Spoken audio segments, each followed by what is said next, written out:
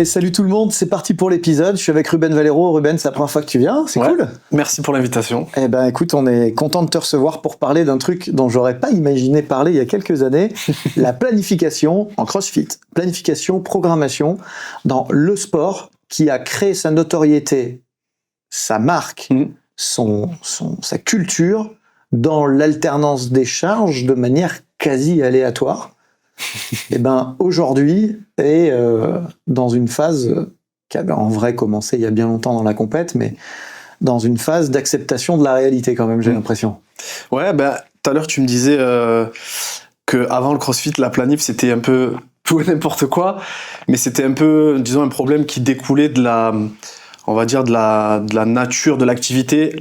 Quand je parle de l'activité, la méthode CrossFit, la méthode d'entraînement CrossFit, c'est-à-dire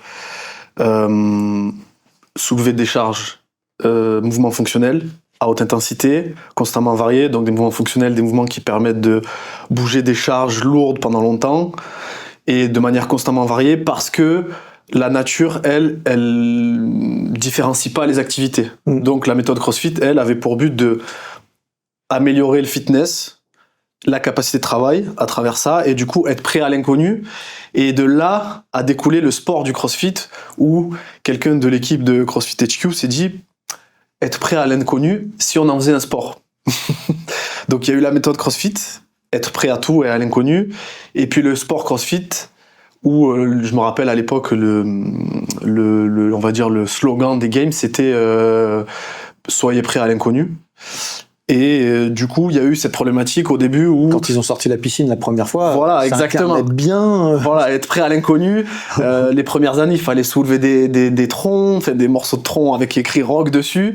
Il fallait, même je me rappelle en 2015, il y avait une épreuve où ils avaient un tonnage de sacs de sable et une brouette, et ils devaient déplacer la quantité de sacs de sable d'un point A à un point B le plus rapidement possible. Ah, on s'approchait même de l'hébertisme, hein, être fort pour être utile. C'est ça, exactement. C'est exactement ça, être prêt à l'inconnu, être fort pour être utile, fonctionnel, et du coup, forcément, avec les années, est né, quand on a un sport qui est nouveau, au fil des années, on a le microcosme qui va se développer autour, avec des entraîneurs.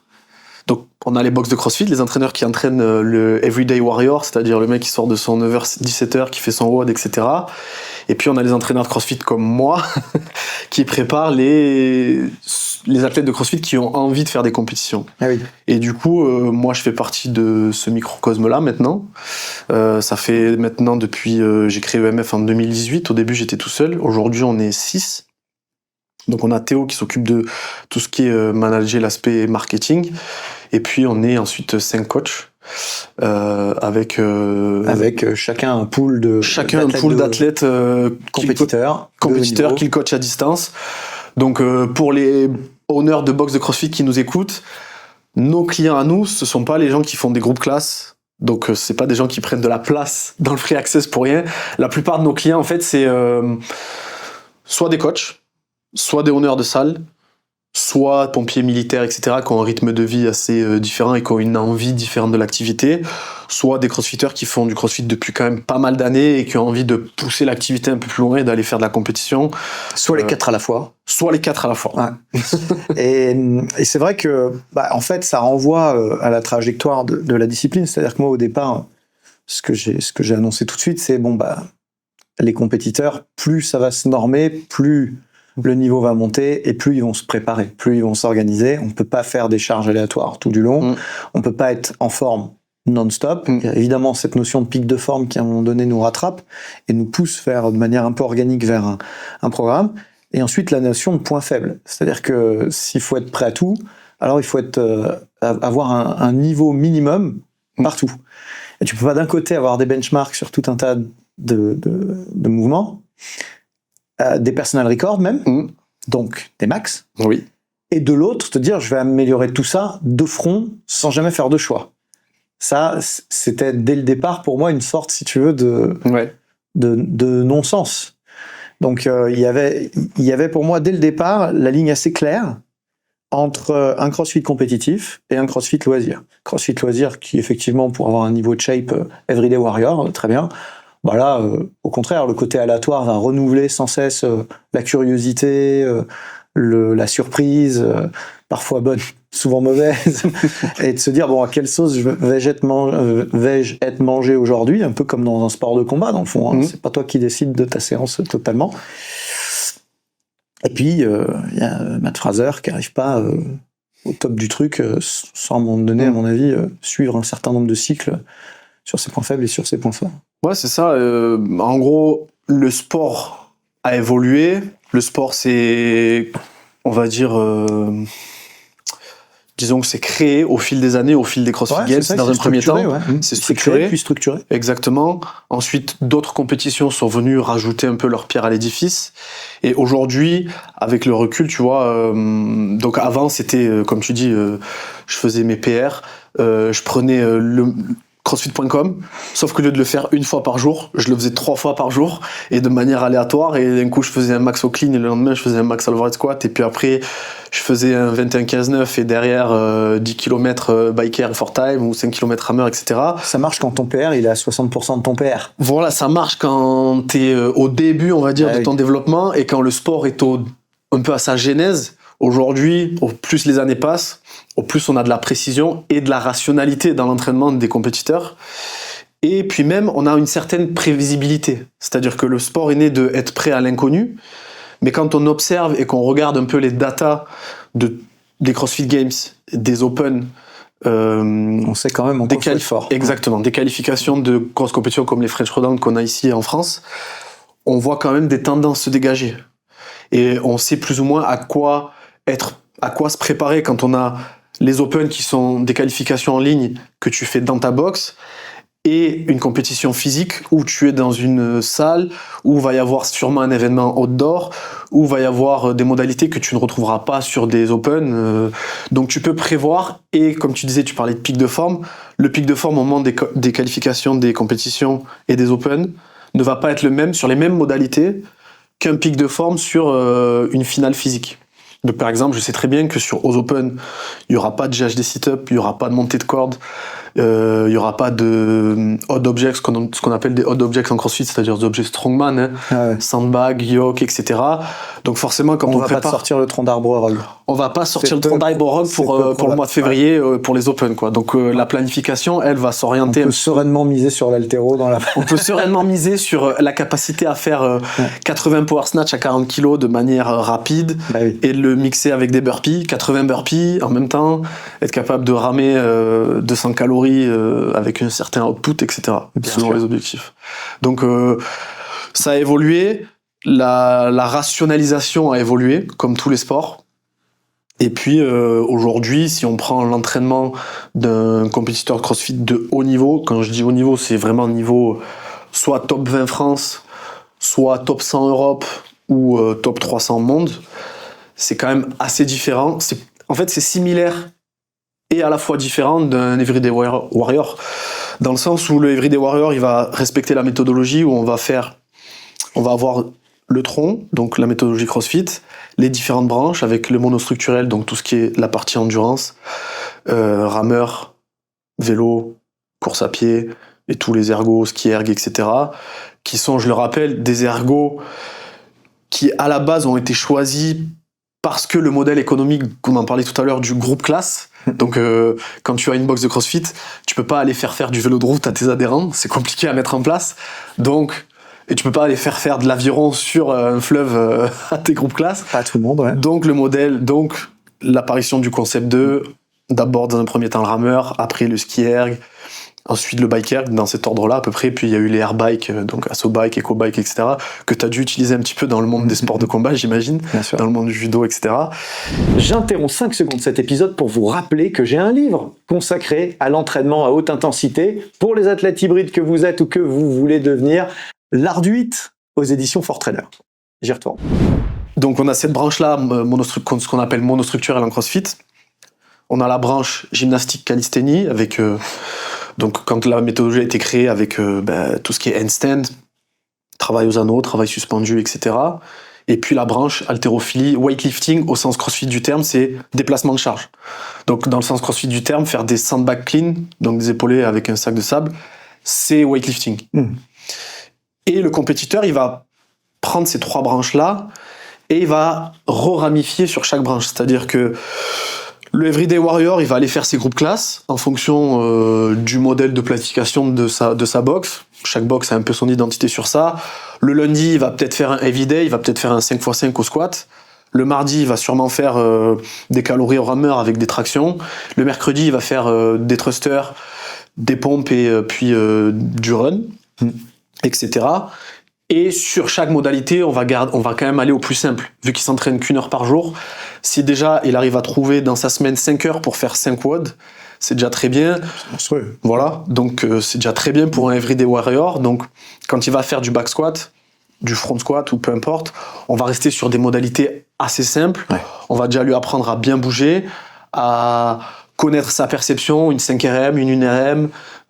Vu que du back squat, il va en faire une fois toutes les 2-3 semaines, ben on va le pousser un petit peu en restant dans la logique de virtuosité qu'on apprend en level 1 et avec la meilleure mécanique possible, même si il y a des critiques sur ce qui se fait sur les box de CrossFit, etc. On peut pas nier le fait que un coach de CrossFit, pour apprendre quelqu'un à faire des squats complets, des wall balls et des tractions et tout ça à la fois, ça reste quand même un bon candidat. On est d'accord sur ça. Donc le Everyday Warrior, lui, il va rester sur des modalités assez simples. Quand on va faire juste du rameur, on va juste faire un 10x500 ou juste faire un 5 km. Par contre, lui, le compétiteur, au moment de développer la modalité monostructurelle, lui, il va pousser un petit peu plus. Et comme a fait CrossFit à ses origines, où donc la problématique de Greg Glassman, quand il a créé sa méthode, c'était réussir à préparer quelqu'un à l'inconnu et à tout et à l'adversité, parce que la nature ne fait pas de différence. Donc, pour faire ça, je vais prendre ce qui marche le mieux dans toutes les méthodes de prépa physique ou tous les sports. Je vais prendre l'épaulé jeté, l'arraché à l'haltéro et l'overhead squat. Je vais prendre au powerlifting le back squat, le bench press et le deadlift, parce que ce sont les mouvements qui, quand ils sont vraiment bien faits, développent le plus de power output et rendent le plus fort, plus qu'un biceps curl. Je vais prendre à l'endurance, l'aviron, le vélo, la course à pied, etc. Bien là, ce qu'on va faire pour le compétiteur, c'est, en tout cas moi, ma vision des choses en tant que coach d'autres compétiteurs, c'est je vais prendre les méthodes qui marchent en endurance. Je vais m'intéresser que font les vrais coureurs de 10 km et de semi-marathon quand ils veulent vraiment progresser. Que font les Norvégiens, par exemple. Que font les frères Ingebrigtsen. En cyclisme, que font les meilleurs du peloton, ou que font les triathlètes, que fait Vincent Louis quand il veut progresser sur du vélo et de la course à pied à la fois, parce que les triathlètes, ils ont aussi cette problématique de mélanger les modalités, même si c'est dans leur monde de l'endurance. A contrario, que font les Chinois, que font les Russes, que font les Bulgares en haltéro pour progresser, que font les meilleurs athlètes de powerlifting pour progresser en powerlifting, et que font les gymnastes, même si c'est pas la même gymnastique en CrossFit et en gymnastique olympique, pour progresser sur des anneaux. Et du coup, j'essaie de regarder ça, donc de prendre les méthodes là où on peut les prendre, essayer de sortir un peu des sentiers battus, du monde du CrossFit originel, où on va garder les méthodes les plus simples, et essayer d'articuler ça, ce qui est la partie pour moi la plus compliquée, parce que prendre des formats d'athlètes d'endurance, d'athlètes de force, etc., et le faire des crossfitters, ils vont progresser si c'est bien fait. Mais là où c'est compliqué, et tu le disais, réussir à progresser, tu parlais d'interférence tout à l'heure, réussir à progresser sur son 10K run et son 1RM squat et son snatch, quand t'es déjà arraché, très haut dans chacun des trois, parce que bon, c'est très compliqué. Il y a déjà des compétiteurs qui sont très efficaces, même si c'est assez drôle de constater. Tu sais que j'ai lancé du coup une formation à la Fédé d'Altéro qui s'appelle Coach Altéro, que tu connais, et il a beaucoup marché dans les box de CrossFit. Qui a beaucoup marché dans les box de CrossFit. Et au départ, quand je suis arrivé à l'Altéro, quand je suis revenu à l'Altéro, parce que j'étais parti, je suis revenu, en tant que directeur des formations, on m'a demandé évidemment de créer une formation cross-training.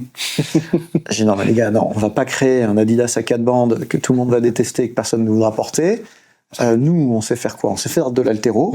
Et ils ont besoin d'altéro, mais pas que. Exactement. Mais suffisamment pour venir se former chez nous. Et vous verrez, ce sont des gens curieux qui apprennent en continu et qui seront contents de se former. Et c'est un super public pour nous. Et en plus de ça, on va recruter des compétiteurs parce que il y a des gens qui, à un moment donné, vont performer dans l'altéro et qui vont s'y reconnaître, s'y retrouver et faire un peu moins de crossfit pour un peu plus d'altéro. C'est exactement ce qui s'est passé chez les féminines et chez les vétérans. En fait, on a augmenté le nombre de seniors parce qu'on vieillit bien en haltéro. Ouais. Et du coup, mieux que sur des circuits à fort impact comme les circuits à haute dose lactique comme en CrossFit, qui expliquent un peu le turnover. Hein. Souvent, on explique le turnover du CrossFit par la blessure. Moi, je pense que c'est juste un peu dur. Au bout d'un moment, en fait, c'est ça, quoi.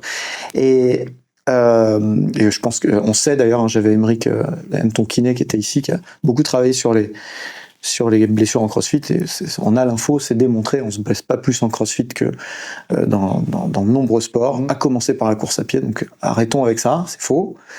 Mais finalement, le turnover, il est plus dû à la dureté, à l'âpreté du WOD, l'âpreté. qui demande quand même un everyday warrior, c'est pas all life long forcément. Tu vas donner ras-le-bol. Et donc je comprends qu'il y ait des gens qui à un moment donné s'épanouissent sur de la compète haltéro et maintiennent des niveaux de force hyper fonctionnels sur des mouvements comme l'haltéro, et ça cartonne comme ça. Mais ce qu'on va constater en ouvrant les portes comme ça, donc au monde de l'haltéro, au monde du CrossFit, quand j'étais à l'haltéro, c'était d'améliorer les performances des gens en quasiment un coup de tournevis, quoi. Tu vois, t'arrives, tu dis, attends, je te règle ça, tac, tac, tac, boum, plus 10% le PR. Et en fait, c'est formidable parce que, les haltéros sont toujours, c'est la danse classique, quoi. Ils sont toujours un peu intolérants sur le niveau haltérophile, mais force est de constater qu'ils ont un apport énorme pour des crossfitters. Et j'imagine fort bien que c'est vrai pour le rameur, que c'est vrai pour le vélo, que c'est vrai pour la gymnastique. Et donc, finalement, il y a deux planifications qui se superposent. Une planification neurométabolique, classique, où on va appliquer des règles d'entraînement conventionnelles, on en parlera tout à l'heure, restez bien avec nous, et une planification plutôt pédagogique, où là, on va, même pour des experts, et c'est ça que je trouve intéressant, aller revisiter des fondamentaux qu'ils n'ont pas forcément eus, ou différemment, pour aller challenger leur niveau de performance motrice avant même d'améliorer la surface de section musculaire ou le recrutement spatio-temporel. Mais si tu veux, tu parlais de l'haltéro et du niveau de l'haltéro. C'est vrai qu'au début, il y avait une réticence quand le CrossFit arrivait des haltéros purs, on va dire. Bien sûr. Aujourd'hui, quand même, le CrossFit a été un peu une aubaine pour le monde de l'haltéro, je pense, parce que... Plus 35% de licence aux États-Unis. Voilà, moi, je suis en équipe, je tire en équipe de National 2, tu vois, et je suis coach de CrossFit pourtant. Et t'aurais probablement jamais fait d'haltéro. Et j'aurais probablement jamais été en équipe de National 2 si j'avais pas découvert le monde du CrossFit. Et le dernier tour, il y avait, allez, je vais pas dire un tiers de crossfitters, mais on avait un bon quart, tu vois, et avec des bonnes barres. Et si tu veux, un crossfitter qui vise le haut niveau, il va pas avoir un niveau olympique en haltéro ni en aviron, mais par contre, il va réussir à avoir en simultané un niveau honneur, enfin ce qu'on appelle maintenant honneur, mais avant c'était fédéral, fourchette haute fédérale et fourchette basse nationale en haltéro, pour des minima, on va dire 88. Aujourd'hui, la catégorie, c'est 88. Donc, tu vois, arraché à 125, entre 120 et 130, c'est quand même des belles barres. Et en aviron, il va réussir à avoir, pareil, un niveau... alors, je sais pas trop les équivalents en France, mais tu vois, un niveau universitaire américain, tu vois. Donc, un 2 km en 6,30. Une espèce de National 2. Voilà, une espèce de... C'est ça, exactement. Tu vois, tu t'envoies un crossfitter sur des... Parce qu'aujourd'hui, il y a les championnats de France d'ergo, en indoor. Il va être qualifiable sur un tour de championnat de France en ergo. Tu vois, un bon crossfitter, le 2 km sur ergo, il va te le faire en moins de 6,40. Et réussir aussi à arracher 125, 130, et réussir à faire 20 muscle-up aux anneaux unbroken, tu vois, sans s'arrêter. Donc on parlait d'interférence, il y a la problématique d'articuler tout ça, réussir à créer le moins d'interférences possible, même si il faut quand même être conscient. Au début, quand le CrossFit était en pleine expansion, ou un peu sur la genèse, on disait non, mais il n'y a pas d'interférence, c'est pas vrai, regardez, moi j'arrive à arracher 120, je cours le 10 km en 40 minutes, etc. Oui, c'est très fort. Avant la révolution CrossFit, on ne pensait pas que c'était possible de faire des perfs comme ça en simultané sur différentes branches de qualité physique. Mais par contre, si tu poursuis tout en même temps, tu n'auras pas un niveau olympique sur 10 km et tu n'auras pas un niveau olympique sur l'haltéro. Donc les interférences, elles sont existantes, c'est juste qu'elles sont à une échelle un peu différente que ce qu'on pensait.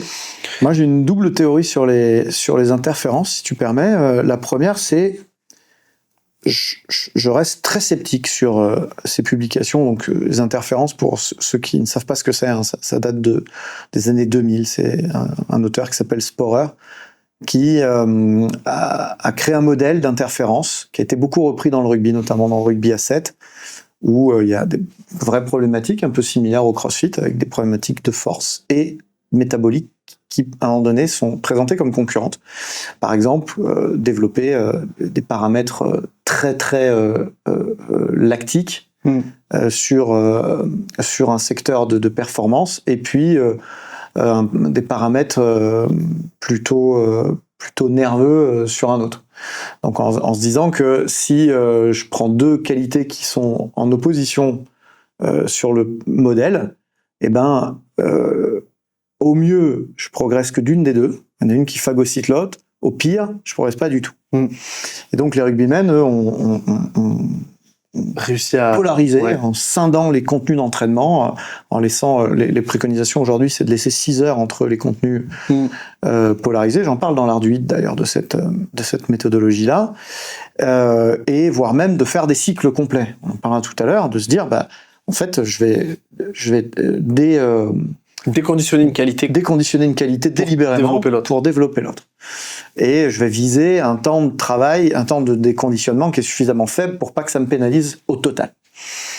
Dans les faits, j'ai quand même l'impression que on peut s'entraîner à l'interférence. C'est-à-dire que, évidemment, les crossfitters ont défié cette observation-là. Comme disait Glassman, la nature ne fait pas de différence. Ouais. La nature ne fait pas de différence. Quand tu parles de MMA, t'es dans une cage, faut réussir à, pour ceux qui ont déjà essayé, réussir à mettre quelqu'un par terre, faire un takedown, c'est très anaérobie, ça demande énormément de force et de vitesse. Et pourtant, tu dois être capable de le faire sur un troisième round, sur un 3 x 5 minutes ou un 5 x 5 minutes. Donc la nature fait pas de différence. Tu dois être capable de, des fois, répéter selon ton style de combat ce genre d'effort, etc. Et du coup, c'est vrai que moi, je me rappelle quand on était à la fac, on me disait « Ah non, mais à partir du moment où il y a de l'oxydation, c'est-à-dire à partir du moment où tu es essoufflé, tu as mTOR et CPK qui viennent interférer, et du coup, tu n'as plus aucun développement des qualités de force, etc. » Et moi, j'étais à la fac, j'avais ce discours-là, puis j'allais dans la salle de CrossFit et je faisais 30 arrachés à 60 for time. Ouais. Avant ça, on avait fait du squat, etc. Et pourtant, ça montait. Les deux qualités. Et en fait, au final, on s'est rendu compte qu'en fait, les interférences, elles existent, mais c'est un peu plus, c'est différent. Tu parlais de déconditionner une qualité pour l'autre, d'expérience pour l'avoir essayé sur moi, sur des athlètes, etc. Quand tu prends un modèle de périodisation un peu à l'ancienne, un peu modèle ancien bloc soviétique, où tu viens faire un bloc d'une qualité physique, puis ensuite tu viens faire un bloc d'une autre qualité physique, le temps que tu finisses le troisième bloc, tu as déconditionné la qualité physique du premier bloc, et sa mémoire a déjà arrivé sur du château de Vincennes. Le temps que tu aies fini le donjon, il faut rattraper. c'est toujours en travaux le truc. C'est ça, voilà, exactement. Belle analogie. Et du coup, sur une saison off pour un crossfitter, tu te dis, ok, cette saison off, on va faire 0 Metcon, ce que les gens appellent des WOD. Donc la terminologie n'est pas la bonne. Un WOD, ce que les gens appellent un WOD, c'est un Metcon, Metabolic Conditioning. Donc le classique AMRAP 15 minutes, 21-15-9, for time, etc.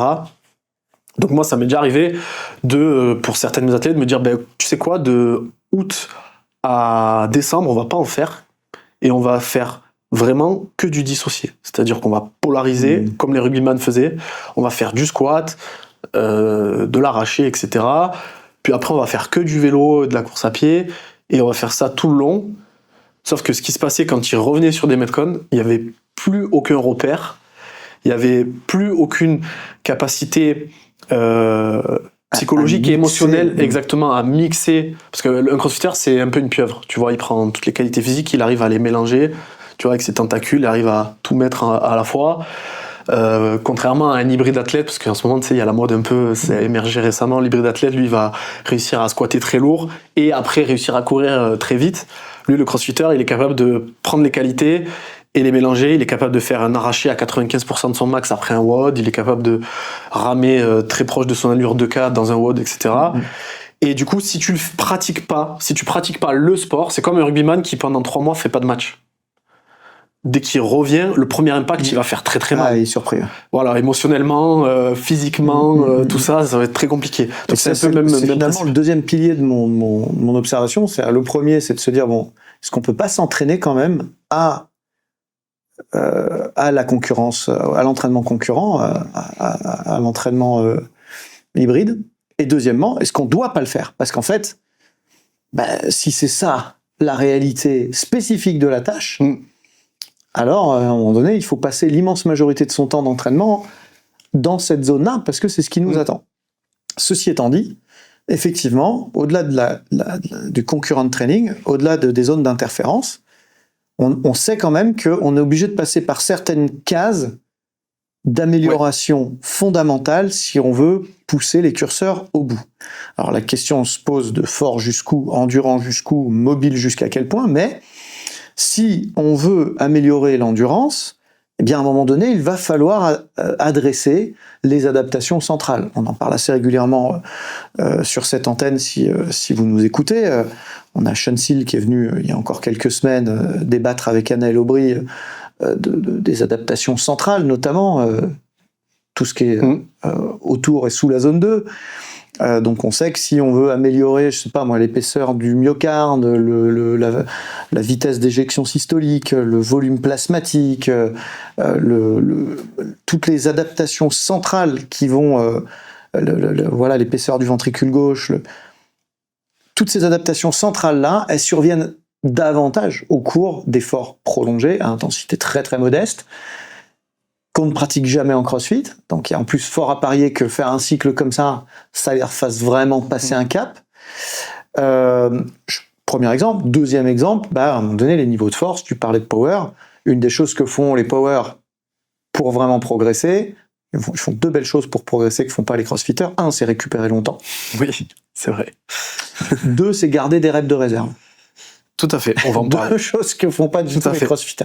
Et donc on peut se dire que si on enclenche des espèces de hacks comme ça, on va faire progresser très fort les gens. Qu'est-ce que t'en penses? Moi, je vais jamais entraîner un crossfitter, c'est juste en train de théoriser pour ma caméra. Ce que tu viens d'aborder, c'est très intéressant parce que c'est des évolutions qui ont eu lieu ces 2 dernières années, en tout cas dans mon microcosme de la compétition en France, en tout cas, parce que évidemment, j'observe aussi ce que font mes concurrents et j'observe un peu ce que font les autres athlètes. Moi, j'ai commencé à utiliser le RPE à peu près en sortant de la fac, donc 2018-2019. J'avais des potes de promo qui étaient power et qui, eux, du coup, parce qu'ils étaient spécialistes, s'intéressaient à ce que se faisait outre-Atlantique et ce que faisaient les meilleurs au monde. Et du coup, l'introduction du RPE basée sur la répétition en réserve, j'ai commencé à l'utiliser à cette époque-là. Depuis, j'utilise quasiment que ça, que ce soit sur des charges fixes. Donc ça m'arrive de mettre des charges fixes sur des athlètes et de leur demander le RPE ou de mettre RPE et que c'est à eux de choisir la charge. Donc ça a évolué par exemple. Donc les compétiteurs aujourd'hui, ils utilisent beaucoup plus le RPE. Moi typiquement avec mes athlètes, je vais bien sûr faire des blocs où je vais faire évoluer soit avoir une charge fixe, faire évoluer le nombre de reps en réserve, soit faire évoluer la charge avec un RPE. Bien sûr récupérer entre les barres lourdes. Donc si on a un squat lourd, on va avoir qu'un seul squat lourd dans la semaine. Les autres squats de la semaine, ça va être des variantes prises du powerlifting, des pin squats, des 2 CT squats, des variantes des Zerker squats. Disons que vu que je me suis renseigné auprès des spécialistes, j'ai pu prendre ce qui marchait chez eux et ce qui était applicable pour un crossfitter. Pareil, tu parlais d'adaptation centrale pour la zone 2 par exemple, les cycles de zone 2, etc. Ça, c'est quelque chose qui a été beaucoup abordé dans le monde du CrossFit, notamment grâce à Sean qui avait fait énormément de contenu dessus. C'était même devenu une idolâtrie presque. À un moment donné, chez certains crossfitters, après c'était énorme, c'était tentant de se dire là je peux aller à la boxe et juste pédaler, c'est cool, il y avait un peu de ça. Mais bon, la zone 2 pour moi ça reste un luxe dans le sens où quand tu fais 3 heures de zone de semaine, c'est que tu t'entraînes 15 heures. Tu vois, et c'est pareil dans le monde de l'endurance, le runner du dimanche qui fait juste 3 sorties d'1h30, son temps passé en zone 2 va être beaucoup moindre qu'un coureur qui court 15 heures semaine. Bien sûr. Sauf si, à un moment donné, tu choisis de faire un cycle. Sauf si tu choisis de faire un cycle, mais quand même, si tu prépares un semi, et que tu t'entraînes que 3 fois semaine, va falloir passer du temps sur des allures semi ou proches en tout cas. Et on parlait des compétiteurs qui faisaient pas de Metcon pendant très longtemps. Moi aujourd'hui, faut rester au contact, j'imagine. Faut rester au contact de l'activité. Moi aujourd'hui, j'ai dans la manière dont je coach les athlètes, j'ai classé les entraînements, les modèles d'entraînement sur. C'est quelque chose que j'ai pris de la prépa physique. Le modèle dissocié, le modèle associé, le modèle intégré. Ok. Et tout simplement, une séance de dissocié pour un crossfitter, ça va être un pin squat pour de la force, ça va être un arraché des plots pour de l'haltéro, ça va être,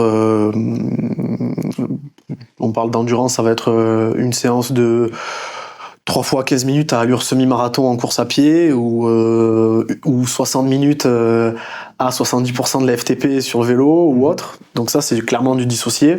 Ça peut être des séances de seuil, etc. Peu importe la zone de travail, mais vraiment du dissocié, du Pour travail mieux cibler physique, ou le volume. technique sur la qualité en question.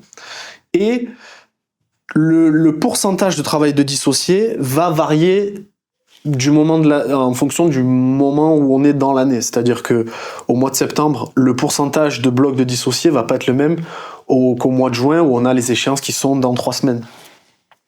Le modèle associé, les séances d'associé, ça va être tout simplement des moments où on va venir travailler du spécifique, préparer à l'effort spécifique. Donc, typiquement, si on sait que dans la saison, il va falloir être capable de cycler 30 snatchs à 90 kg ou 100 kg, il y a eu cet événement-là au French Rodin l'an dernier, eh bien, sur du travail d'associé, on va tout simplement, plutôt que de lui faire 30 snatchs for time à 100 kg, pour préparer à 30 snatchs, je vais te faire 30 snatchs, forcément l'impact endocrinien il va être énorme parce que tu le confrontes directement au KO, et si tu fais ça tout le temps, sur l'année c'est pas tenable. Donc pour le préparer à ça, on va venir prendre un peu de dissocié, un peu d'intégré, on va mélanger les deux, ça va être des intervalles où on va faire 1 minute éco-bike à un certain pourcentage de TFTP ou de temps d'effort, et tu vas faire 5 snatchs ou 8 snatchs à 100 kg, on va te donner une target de temps, tu vas avoir un temps de repos, et le but c'est de rajouter un aspect contrôlable à l'effort spécifique pour éviter la surcharge, éviter la fatigue, et aussi un peu comme une séance d'associé en football, avoir un petit peu de spécifique, mais un petit peu aussi de développement de la qualité, et puis le travail d'intégré, ça va être du spécifique. Donc dans la semaine, en fonction du moment où on est dans l'année, on va avoir des Metcon avec un leaderboard où tu vas te challenger avec tes potes et où tu vas essayer de pousser et vraiment être sur l'effort spécifique. Nous, chez EMF, toute l'année, on a le vendredi ce qu'on appelle le Friday Sport Simulation, donc c'est une simulation au sport. Tous les vendredis, il y a un leaderboard, ça sort, tout le monde le fait, que tu sois en coaching perso, que tu sois sur une prog standard ou un affiliate, c'est un WOD type open, type compète virtuelle, et tu rentres ton score et tu te donnes à fond, et tu as souvent ton némésis, au bout de quelques semaines tu repères un peu ceux qui ont plus ou moins ton niveau, tu essaies de les battre d'une semaine à une autre, mais tu gardes une petite touche avec le côté compétitif même quand tu es loin dans la saison des compétitions. Ah, j'adore. Ça c'est marrant parce que tu vois, c'est quelque chose qui se fait pas énormément en sport de combat. En France en tout cas, que j'ai observé à l'étranger. Ouais. Ceux qui faisaient ça en judo ou en boxe, c'est les Cubains. Les Cubains, c'était tous les jeudis, test match. Sparring. Ouais. Même plus loin que sparring, ouais. Test match. Okay. Ouais. C'était vraiment un combat. Combat arbitré, parfois même en tournoi. Alors ils organisent un tournoi exprès. Ils sont 10, hein. Ils sont une poignée en plus. Hein. Il y a très très peu de monde sur le haut niveau. Alors c'est un peu moins fort maintenant. La conjoncture est ce qu'elle est, mais l'équipe féminine de Cuba de judo était une des meilleures du monde pendant près de 15 ans. Hein. C'était vraiment une des 3 grosses écuries mondiales. Tu prenais une cubaine, c'est que ça va être compliqué. Et une des clés de la méthodologie, c'était jeudi, baston, arbitré, en conditions réelles. Et pour moi, ça renvoie à ce que tu disais sur la spécificité de l'âpreté, des repères, du rapport émotionnel à la charge qui t'attend. Et en fait, quelque part, s'entraîner à la compète, c'est la compète, quoi. Il faut faire de la compète et être au plus proche de ce registre-là. C'est aussi ça, la préparation mentale. C'est être confronté à... C'est autant mental que physique, absolument. Et puis ça te permet de mettre en place des choses de tester des choses que tu vas peut-être mettre en place le jour de tes échéances. Moi, je conseille des fois à mes athlètes de faire...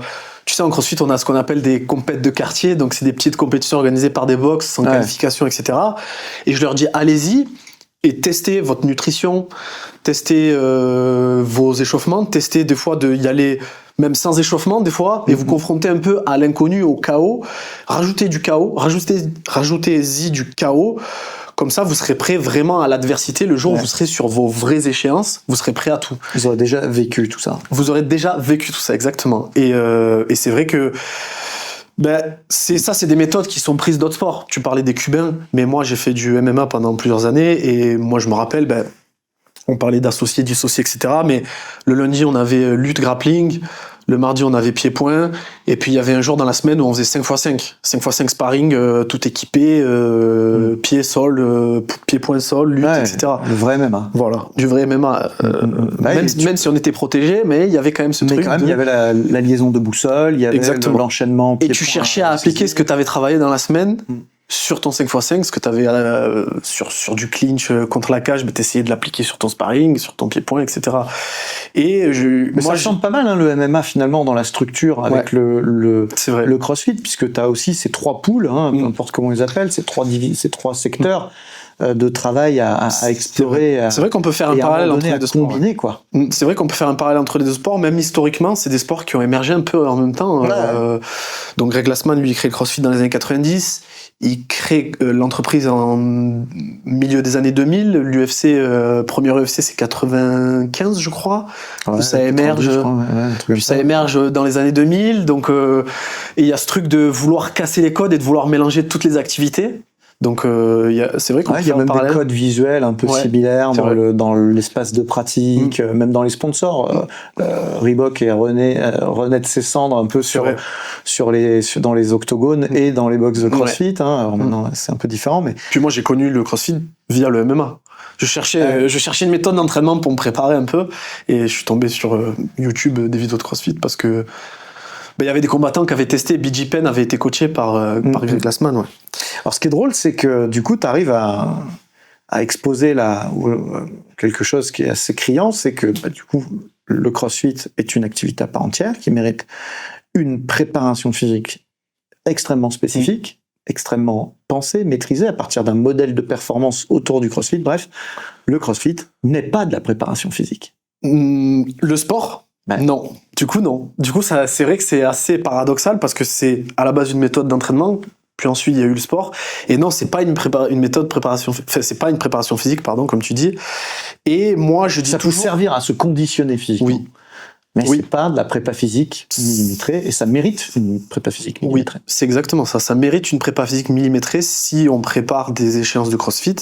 Et moi, ce que je dis toujours aux autres coachs qui font EMF Éducation ou qui viennent nous demander des conseils, c'est regardez ce qui se fait dans les autres sports. Il y a toujours des choses à prendre, surtout pour une activité comme le CrossFit où on va chercher à être endurant et fort.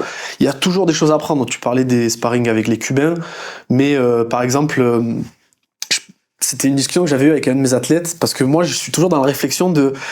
Mon mantra à moi, c'est si tu fais la même chose que les autres, tu auras les mêmes résultats. Et je cherche toujours des trucs un peu révolutionnaires.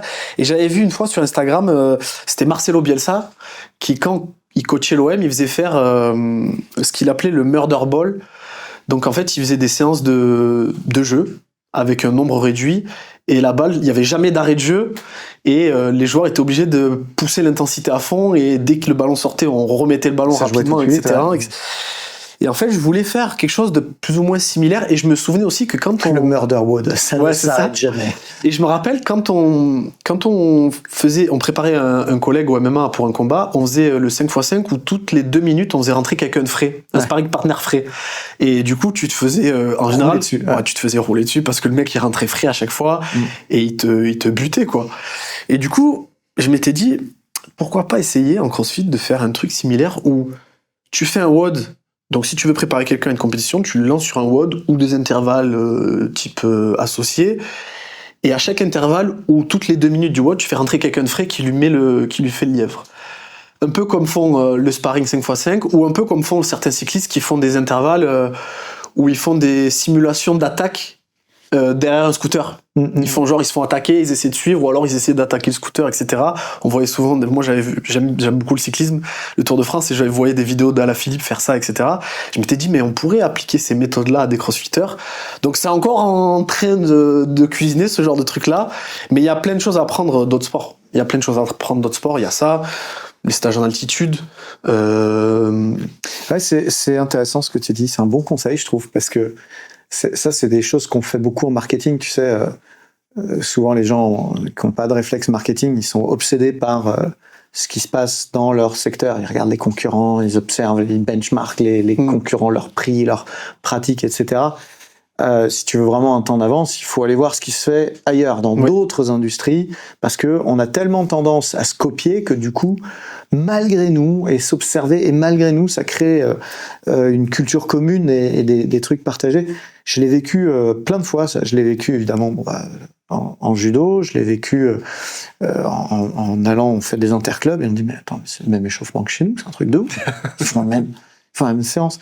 En JB, pareil, gymnastica naturale, pam, quasiment dans le même ordre. Tu dis, putain, c'est fou.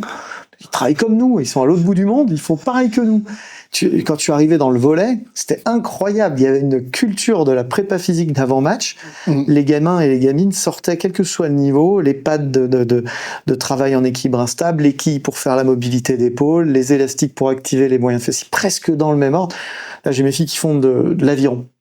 Donc, je suis allé à ma première compète d'avion ce week-end, là, et il y a 4 ou 5 clubs qui sont là. Je regarde les échauffements de tous les clubs, évidemment, des formations professionnelles. Ils ont tous fait le même, quasiment, dans le même ordre. C'est vrai que les sports ont leur culture et leur... Ouais. Et alors, tous, en plus, avec une espèce d'approche de comme si c'était mon échauffement à moi. Tu vois, je vais presque aller me cacher pour pas que les autres voient.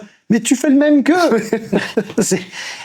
Et effectivement, un conseil qui pourrait être hyper intéressant, c'est d'aller regarder ce qui se fait dans d'autres sports pour casser la matrice un peu. C'est ça, le mimétisme, c'est facile. Le mimétisme, c'est facile quand tu suis un peu le troupeau, il n'y a rien de plus facile. Mais par contre, chercher à, comme tu dis, casser les codes, même à ce que des fois, pas avoir peur de se planter des fois. Franchement, moi ça m'est arrivé de me planter sur certains trucs, et il y a juste à observer, tout à l'heure on parlait de Sean, mais quand Sean a introduit et a fait beaucoup de com sur la zone 2, le travail de seuil, etc., toutes les organisations de CrossFit, de coaching, de compétiteurs se sont mises à faire de la zone 2, des tests au Moxy, des tests de lactatémie, etc.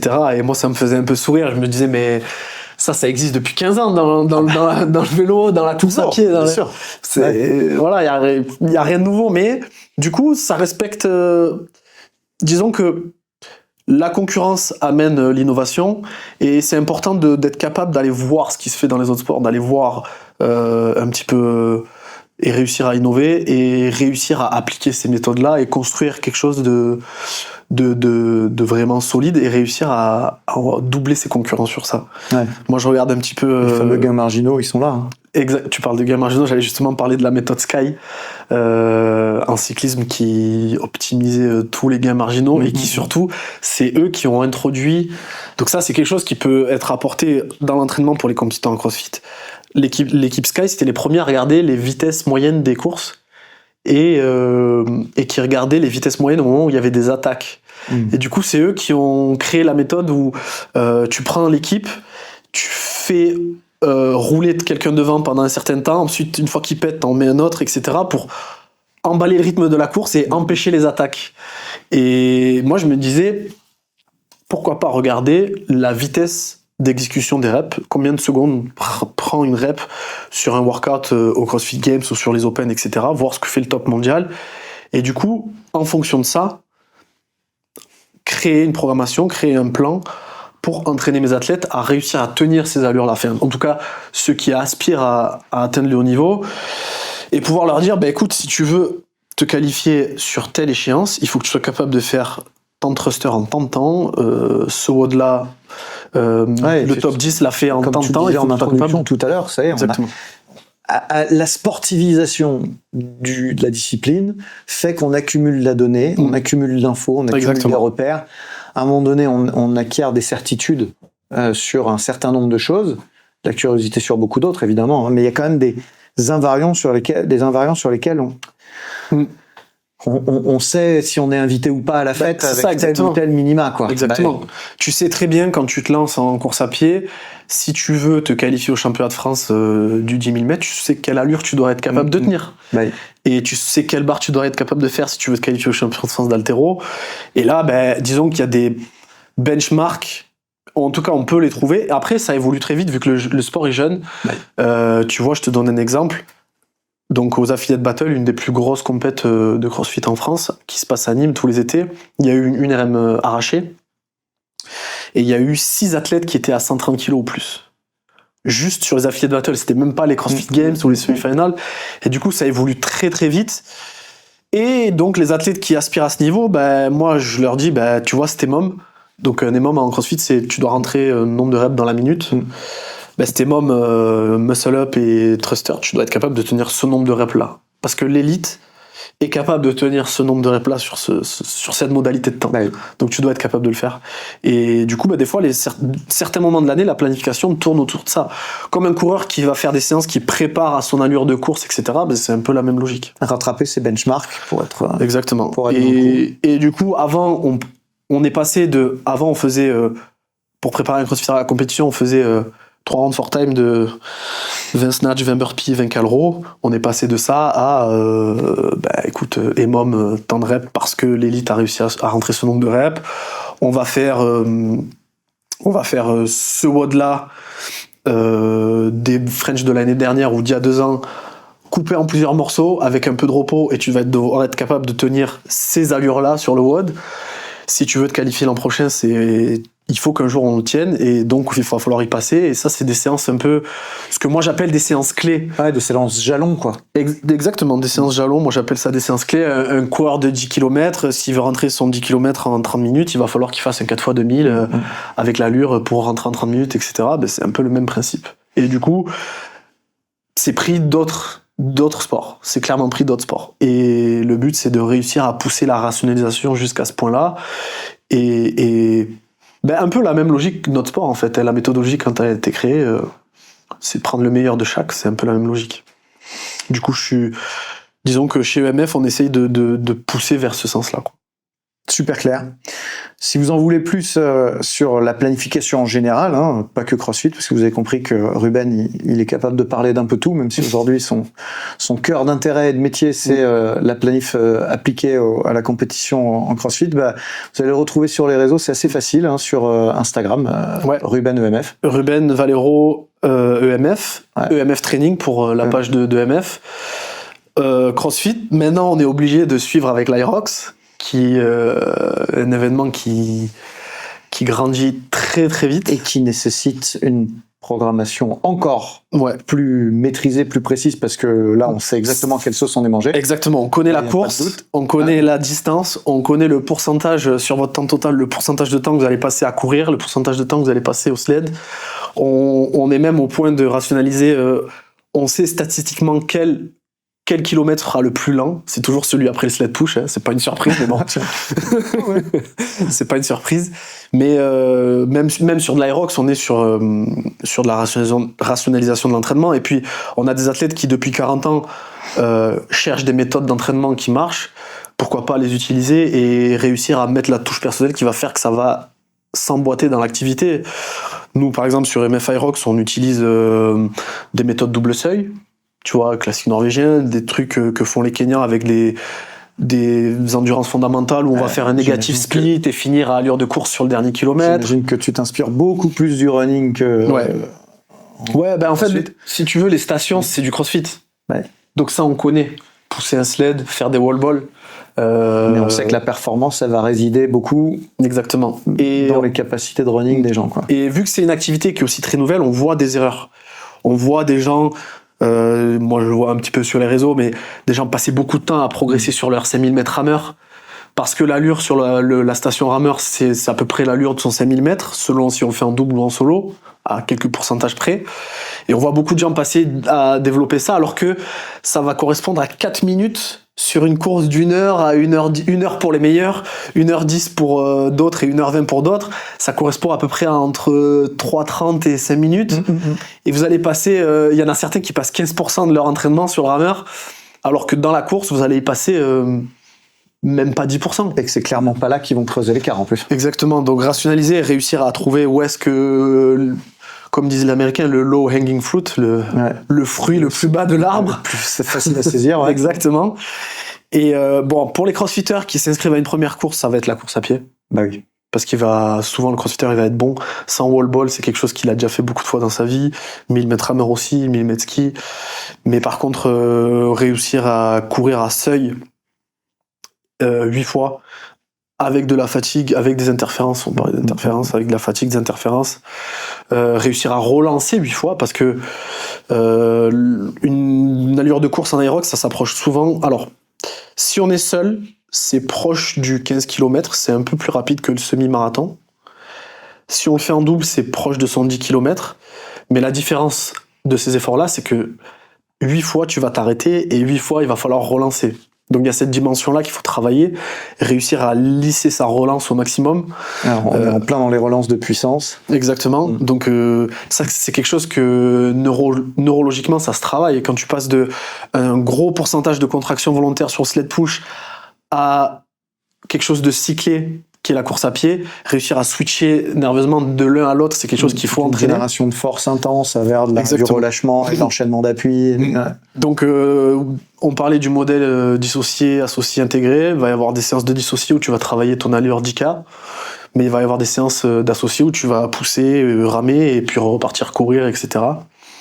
Donc il y a ça, et puis il y a aussi la dimension force max que certains oublient. Ça c'est plutôt les anciens runners qui se mettent à l'aérox, qui pensent qu'il faut juste courir et faire des wall balls, parce que les wall balls ils ont souvent du mal à bien les faire. C'est pour ça que les aéroxers c'est des bons prospects pour les box de CrossFit. Ouais, bah oui. Bah, surtout quand tu passes en pro. sur le premier niveau de pratique, ça, tu peux t'en sortir si t'es un peu athlétique. En pro, il va falloir des niveaux de force quand même. Il va falloir, forcément, quand la balle représente 5%, 10% de ton max au squat, comparé à quand elle représente 30%, c'est plus du tout le même effort. Quand tu arrives sur les comptes en pourcentage de ton poids de corps aussi. Et voilà, exactement. Parce que il y a des arbalètes qui viennent, tu vois, vraiment, qui sont très très runners. Et là, il va falloir épaissir un peu. Autant le crossfitter, il aura peut-être tous ceux qui sont très forts, là, qui font 90 kg de poids de corps, ou tu vois, le profil un peu type. Il va falloir peut-être s'alléger un tout petit peu pour être plus performant en course. Ouais, mais c'est pour ça que nous, sur MF Aerox, on a des séances allouées de dissociés où on va travailler la force. Alors, on ne fait pas forcément faire des 1RM parce que c'est pas comme le CrossFit où la 1RM, c'est quelque chose qui va être testé dans l'activité. En Aerox, c'est pas le cas. Mais on va quand même avoir du développement, on va faire des benchmarks sur des 3RM, 5RM, puis après du développement sur du RPE avec des répétitions en réserve, travail sur des variantes comme le front squat pour progresser au wall ball, quoi de mieux que le front squat, c'est en termes de placement de la charge, c'est quand même ce qui s'y rapproche le plus. L'overhead squat aussi d'ailleurs, on fait faire aussi de l'overhead squat bien sûr. À nos aéroxers parce que l'alignement de la charge par rapport au centre de gravité sur le squat, ça. Désolé, vous espériez ne pas avoir d'overhead. Vous espériez, pourtant, si vous êtes vraiment pas bon au wall ball et vous avez beaucoup de mal à avoir une bonne trajectoire de squat pour pouvoir lancer votre balle, parce que c'est quand même un mouvement très vertical, le wall ball, front squat, overhead squat, c'est nécessaire. C'est nécessaire, donc on en met pas mal. Puis après, à côté de ça, développement sur de la force spécifique. Donc du travail de sled, de la force sur le sled, de mécanique aussi, parce que c'est aussi une technique, hein. Plus on est horizontal, mieux on pousse. Pareil sur le sled pull, c'est aussi une technique, du développement sur les ergos, etc. Mais il faut que le pourcentage de travail de chaque station, de chaque qualité physique, soit quand même assez cohérent avec le temps que vous avez pour vous entraîner, et aussi le temps où vous allez passer sur la course, sur le rameur, sur le ski, sur le sled, etc. Et du coup, on a deux versions, forcément. On a une version un peu pour ceux qui s'entraînent 4 fois dans la semaine, et puis on a la version pour un peu les mordus qui s'entraînent plusieurs fois ou qui vont doubler certains jours. Et le volume de run, forcément, n'est pas le même. Le volume de run n'est pas le même. Donc planif aussi bien maîtrisé sur l'Aerox, ça c'est le petit sujet bonus de l'épisode. Hein. On a aussi la simulation au sport sur la planification Aerox. Pareil, le vendredi. Ouais, le samedi sur le samedi. Ouais, sur la Aerox c'est le samedi. Pas tout le monde en même temps. Vous aurez compris le message de cet épisode, hein, il est très clair, c'est que ça y est, on est dans des épreuves compétitives. c'est encore plus évident sur l'Aerox. On est dans des épreuves qui sont de plus en plus normées, qui nous donnent de plus en plus de standards, qui nous donnent des repères. On sait à quel moment on est invité à quel niveau. On sait ce qu'il faut faire pour arriver à tel et tel niveau. Et du coup, ça donne lieu à une planification maîtrisée, organisée, qui répond. En tout cas, on essaye de trouver l'équation, et c'est pas une équation, c'est pas une recette magique, comprenez bien, la planification, c'est quelque chose qu'on individualise, où on cherche vraiment les gains marginaux qui, cumulés à la fin, sont plus marginaux du tout. Et c'est ça qu'il faut aller chercher, je pense, aujourd'hui, si on veut vraiment faire de la compète dans ces deux disciplines-là. Et les jeunes coachs font souvent l'erreur de chercher les formats, chercher les bons formats. En réalité, la difficulté, elle est dans chercher la bonne structure de semaine. C'est-à-dire que des bons formats pour progresser sur du squat, de l'arraché, au rameur, de la course à pied, etc.